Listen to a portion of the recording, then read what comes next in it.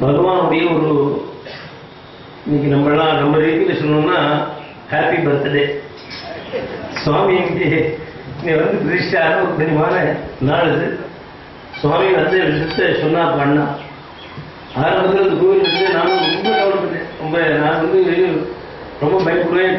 கடன் வந்து ஒரு வட்டிக்கு மேலே வாங்க மாட்டேன், பயப்படுவேன். அப்படி அப்படி வந்து பிளான் பண்ணி பண்ணிட்டு இருந்தோம். மட்டும் பண்ணுறது பயந்தேன். அடுத்த அண்ணா சொன்னால் நீங்கள் கவலைப்படுங்க, அவன் கவலைப்படாமல் இருப்பான், நீங்கள் அந்த வேலையாக சேர்த்து போட்டுருவோன்ற. அப்புறம் ஒரு மேலே கவலையே பட வேண்டாம், நீங்கள் நானும் கவலைப்பட்டு என்ன வந்துருந்தேன். இப்போ நான் சொன்ன மாதிரி இந்த நேரத்துக்கு வர விட்டு இப்போ கவலைப்படலை.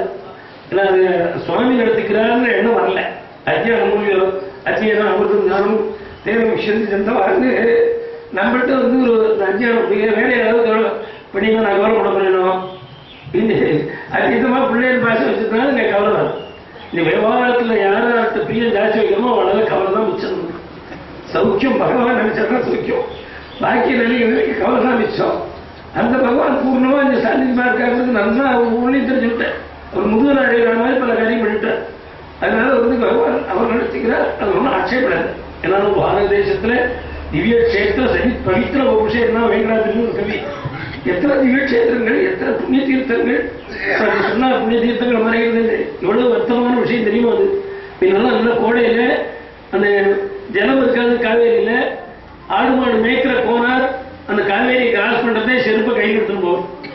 அந்த செருப்பு போட்டு அந்த மணலில் நடக்க மாட்டான். அப்படிங்கிறது பக்தி இருந்துருக்கு. எங்க அப்பாவோட நிறைய நான் கண்ணூர் வந்திருக்கேன். அவன் காவேரிக்கு வந்தால் சொம்பு எடுத்துட்டு வருவார். சொம்புல ஜனம் எடுத்துனா கரையில் செவுச்சம் பல்லைகள்லாம் கரையில தான் தேய்ப்போம். இப்போ போய் நம்ம எல்லாம் ஸ்நானம் பண்ண வந்து அதுதான் செருப்பு அனுப்புறான்.